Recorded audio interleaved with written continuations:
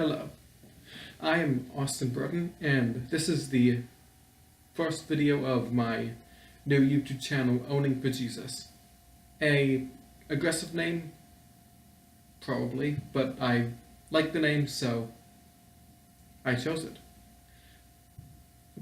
In this YouTube channel, I'm going to be going through the different books and hopefully other forms of media as I get more trained in using media, but right now it's just going to be books because that's the easiest I can do, and it has the longest form discussion.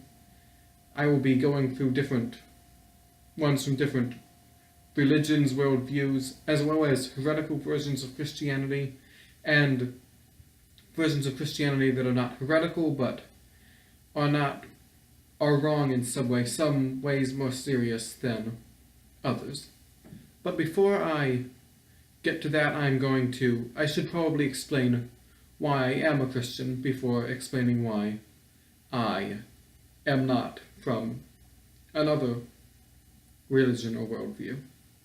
And the reason really goes back to the resurrection of Jesus. If Jesus did not rise from the dead, then simply why did his followers say he did, and why did they say that they saw him? Now, obviously, the first instinct can be, well, couldn't they have been lying? But you have to ask yourselves, why would they have been lying? They did not get rich off of this. They did not get powerful. So many other religions, people have gotten money, power, and sex from the creators from creating that religion. The founders of Christianity did not. They got suffering and hatred and torture and death. All 11 of the 12 apostles were killed. And it was not just that they were killed in torturous ways. And often they had been tortured many, many times before that. And they could have simply ended it all simply by saying, okay, Jesus didn't rise from the dead. We made it up. Sorry. May have been a bit awkward, especially the longer it went on. But was that worth torture? Was it worth death? It seems not likely. And so maybe you're saying, okay, maybe they genuinely believed that he had risen from the dead, but maybe they were wrong. Maybe it was a hallucination. Now, the problem with that is that it wasn't just one guy said he saw that, and then that was it. Hundreds of people said they saw the risen Jesus in physical form, alive, after they had seen him dead. And not just in one place, in many different places. He appeared to Mary Magdalene, and then he appeared to the disciples, and then Thomas, and then over hundreds of people at once. Then, in a vision, he appeared to Paul later. And these were not people predisposed to believing that Jesus would rise from the dead.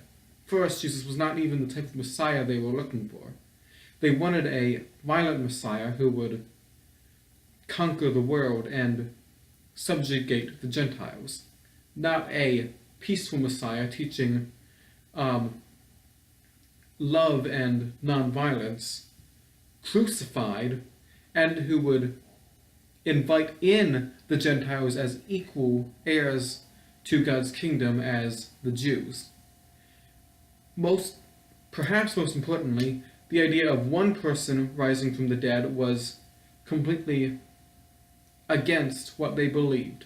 The Jews did believe in a end times resurrection of the dead, but it would have seemed absurd to them that one person would rise from the dead early and leave everyone else dead. Not to mention the Gnostic influence in some of the culture that would have denied the resurrection of the dead because the body was evil and the spirit was good. So once your spirit leaves the body, why on earth would you go back to the body? This was the viewpoint of the Sadducees, less influential than the Pharisees, but still certainly in influence.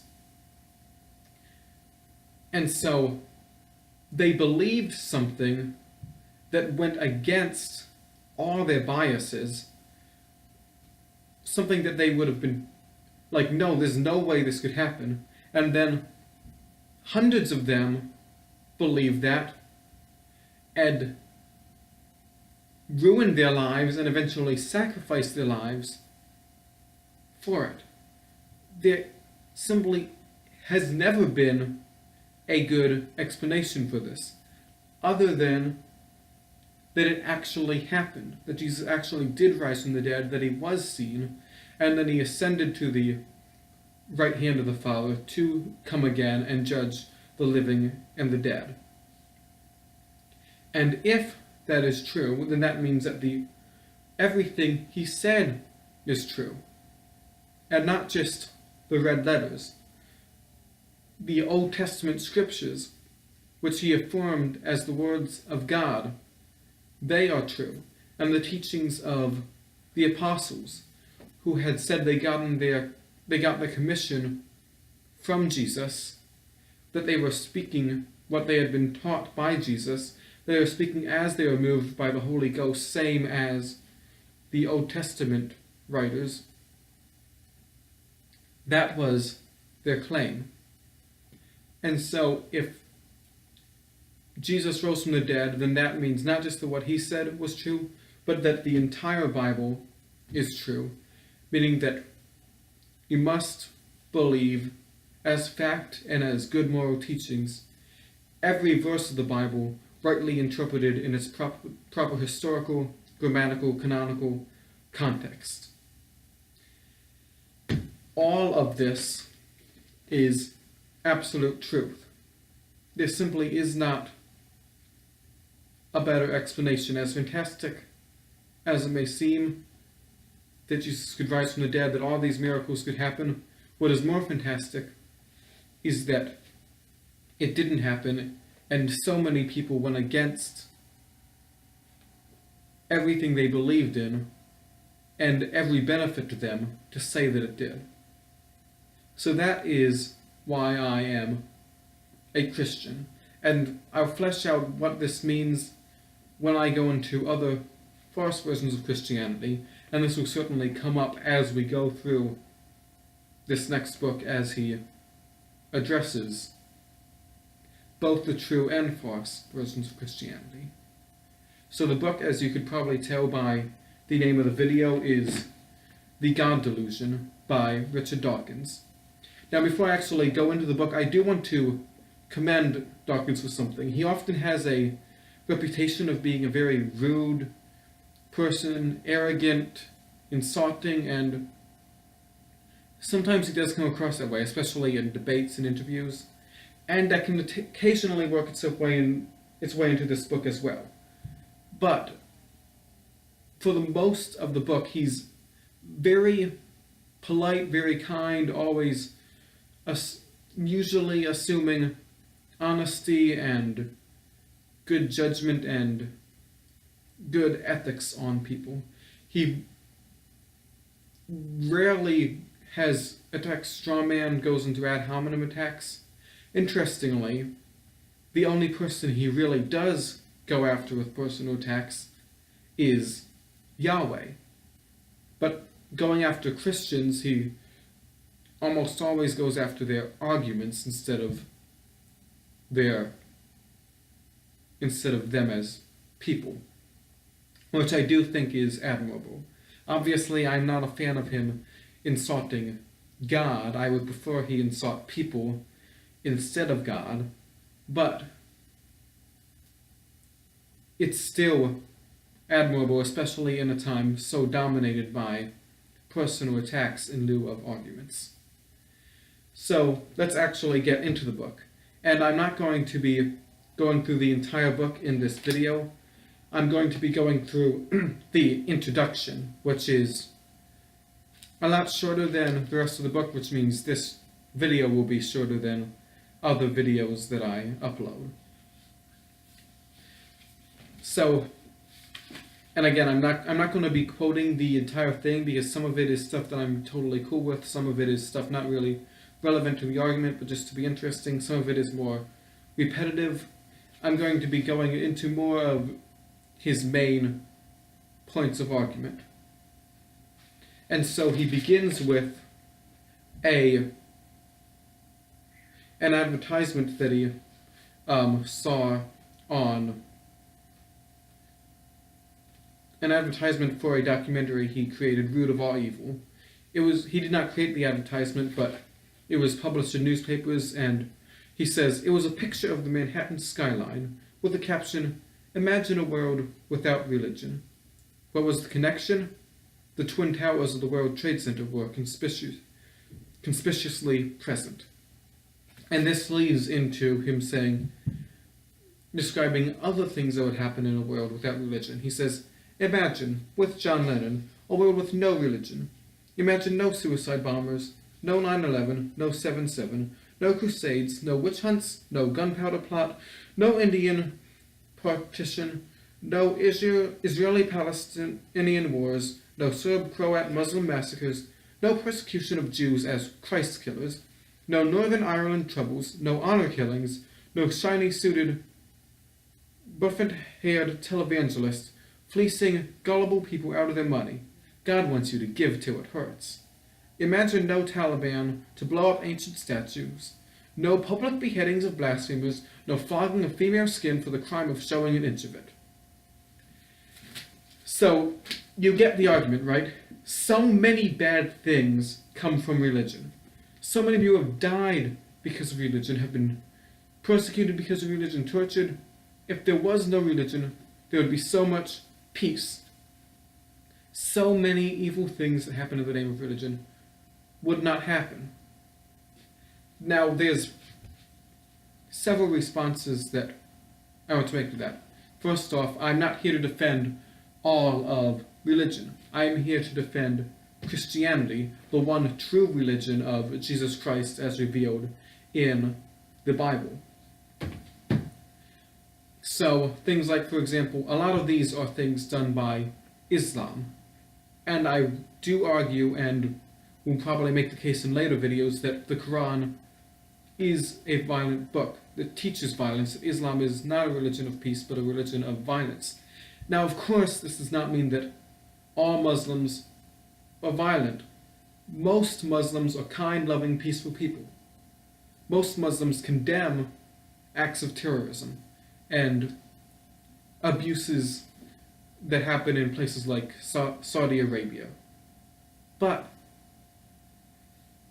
they have a wrong interpretation of the Quran. And I should preface this by saying that while I have certainly done research in this, I haven't read the whole Quran yet, and I could certainly change my mind when I read it. But to address Dawkins' point, which is what I am addressing right now, I am not going to say that all religion is a good thing. I'm saying one specific religion is a good thing. And of course, things Dawkins mentions is things done by my religion. Even if I exclude some things done in the name of Jesus, but done by religions that I don't concede, things like, for example, the Salem witch trials were done by the Puritans, and I'm a big fan of the Puritans. So I can't certainly say, well, the Puritans, they weren't real Christianity. It certainly were, and yet they burned people because they said they were witches. Now, how do I defend that? Well, simply that bad things can be done in the name of goodness. Bad things can be done in the name of truth. Jesus said there would be people who took his name but did not follow his teachings. And Christianity teaches that people are inherently evil and fallible. And so even if you are a true believer, you will do bad things. So you can't judge Christianity by the things done, by everything done in its name. You have to judge it by the scriptures. And he'll get to the scriptures, certainly. but I'm addressing this specific argument right now, and it simply does not hold water. In Germany, you can be imprisoned for denying the Holocaust. Now, Dawkins tends to be a very big fan of free speech, so he would certainly be opposed to this. That is something that is evil being done.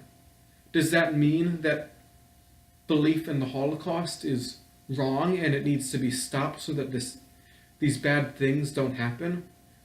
Of course not. It simply means the Holocaust happened. Holocaust deniers are wrong and often bad, with bad motivations for denying it. And yet, bad things can be done in the name of the truth that the Holocaust did happen and the Holocaust denial is wrong. Bad things have been done by atheists. We can look at stuff by, he addresses Hitler's and Stalin's religious beliefs later in the book. He says Hitler probably was a Christian. I would dispute that. He says Stalin almost assuredly was an atheist. But he says, and I'm going to address this in its section, but it deserves mention now because it relates to his argument of evil done in the name of religion. He says Stalin was an atheist and he did evil things, but he wasn't doing that because of atheism. Another thing is, in the Soviet Union and in many countries such as China and North Korea today, belief in God will get you imprisoned or killed. In North Korea, you hold a Bible, that's a death sentence. That's violence being done in the name of atheism. Does that prove that atheism is wrong? That doesn't. Bad things are done by the name of Christianity, in the name of Islam, in the name of many other religions, and in the name of atheism. So you can't say all these bad things wouldn't happen if there were no religion. People wouldn't be killed for holding the Bible if everyone was a Christian. Does that mean that we need to make everyone a Christian to ensure peace? He criticizes people changing John Lennon's song to say instead of no religion to, and saying in one religion to. And that's certainly not a good representation of John Lennon's views. But wouldn't that be peaceful? There would be no religious persecution if everyone had the same religious beliefs. So wouldn't that solve the problem of evil being done in the name of religion, at least persecuting people of another religious belief? But Dawkins would be like, well, maybe, but that's wrong because they all be believing a falsehood. Exactly. So, and I believe, and I'm going to be making the case, that atheism is a falsehood. So we can't simply accept atheism because we believe it will ensure peace. And again, it won't. You will still have so many evil things being done not in the name of atheism, but simply because people are evil, as the Bible teaches. People will still be murdering and killing and stealing and raping. So many awful things will be happening, even without religion. And we see in so many atheist countries evil things being done in the name of atheism. So it's a real oversimplification to just say, well, bad things have been done in the name of religion, therefore get rid of religion and we have peace. It's simply an incredible oversimplification, a false oversimplification. Now, since this is the introduction, there is really one more argument that I want to address. I guess kind of two, but they're connected. He talks about people being born in a certain religion. He says, if you were born in Arkansas and you think Christianity is true and Islam false, knowing full well that you would think the opposite if you had been born in Afghanistan, you were the victim of childhood indoctrination. Mutatis mutandis if you were born in Afghanistan. So he's saying a lot of people only believe in their religion because of where they were brought up, because of who their parents were. And this is certainly true. I'm sure if I was brought up in Afghanistan, I'd probably be a Muslim. I simply would not have heard the gospel of Jesus Christ. But what really does that prove? If I were brought up like 3,000 years ago, I would have been taught that the world was flat. It's only because of where and when I was born and brought up, and to what parents, that I believe the world is round. I could have been brought up by flat earthers and continued believing that even in modern times. But simply because of the circumstances in which I was born, I believe in a round earth. Does that mean that we can dismiss belief in a round earth as childhood indoctrination, not based on any reason? We have to remember how this got to be in the first place. People are teaching children that the world is round because it is true, and they know it is true because it is backed by evidence. The same is true of Christianity. And yes, you could argue the same is true of Islam as well. But this is where you go into another interesting thing. Christianity is the most evangelistic religion in the world. It is the religion that makes most converts. Certainly Islam makes converts, but most of its converts are simply people being born to them, which is what Dawkins is addressing. And most Christian converts are people born to Christian parents. But Christianity goes into all the world, in America, the Middle East, everywhere, and converts people who had a religious belief or lack of it because they were brought up that way, and then are converted to Christianity. This is not a result of childhood indoctrination, but it's against it. And atheism is not free from this. In China, you are brought up to be atheist. Atheism is, in effect, while I'm sure they wouldn't call it that, the official religion. You are required to be atheist. You are not taught any other worldview. And yet there are 67 million Christians in China. 67 million people that worship Jesus in a place where they were brought up, most of them Christian. So, yes, religion can be based on your upbringing, but that doesn't make it not true, and atheism is not free from that, as he seems to imply. He also says that that I want everybody to flinch wherever we hear a phrase such as Catholic child or Muslim child.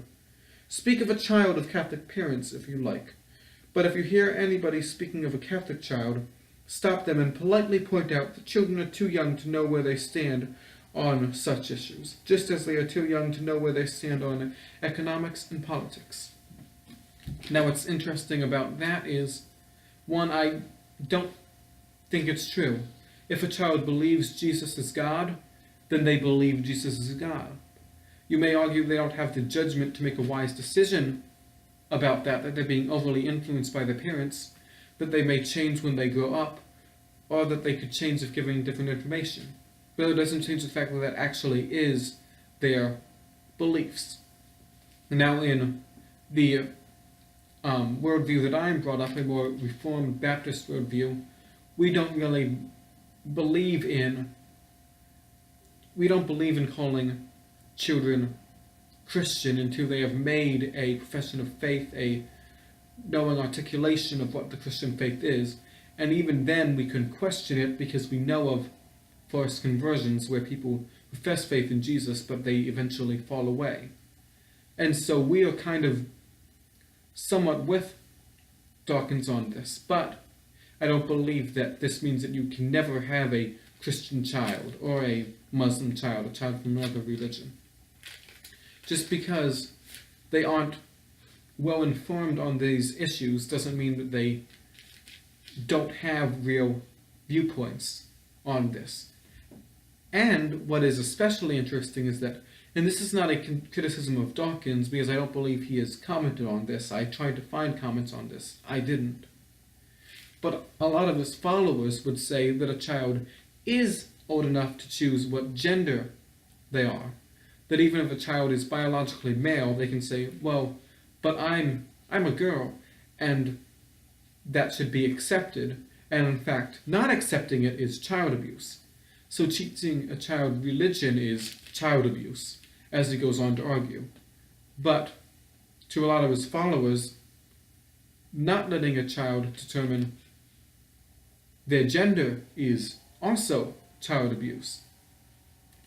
These simply don't fit well together. I do not understand how a child can be able to determine their gender, but not their religion. That's something it is not for children, only for adults to decide. And that's really all I wanted to disagree with today. I did want to point out something of him that I would agree with. He quotes Philip E. Johnson saying, "Darwinism is the story of humanity's liberation from the delusion that its destiny is controlled by a power higher than itself." And he says, can that be the same Philip E. Johnson who leads the creationist charge against Darwinism in America today? Indeed it is, and the quotation is, as we might guess, taken out of context. Now it's admirable that he points that out. He also says, "I hope the fact that I have stated as much will be noted, since the same courtesy has not been extended to me in numerous creationist quotations of my works, deliberately and misleadingly taken out of context." Now I think he may be overstating how out of context people have taken his quotes. Reading this book, I could not find any quotes that I had ever seen taken out of context. So this may be a minor strain of unethical people doing that. However, I do want to say that if you are tempted to take someone's quotes out of context to make them seem silly or like they're saying something that they're not actually saying, don't do that. You address arguments accurately. I hope it is, I don't have to say this, but lying for Jesus is wrong. Not something to be condoned. And I hope that if any fans of Dawkins see this, which I hope they do, that they will be able to say that even if they disagree totally with what I'm saying, that I have accurately represented Dawkins' argument right. So that is all I'm going to be able to say about this right now. That is really all about the introduction. So yeah, I went 30 minutes on just discussing the 10-page introduction. I don't know how long later videos are going to last. Maybe I'm not going to be able to address a full chapter in one video. But I'm going to be working on chapter 1, and hopefully I'll get that up sometime before Jesus returns. So, yep, that's pretty much it.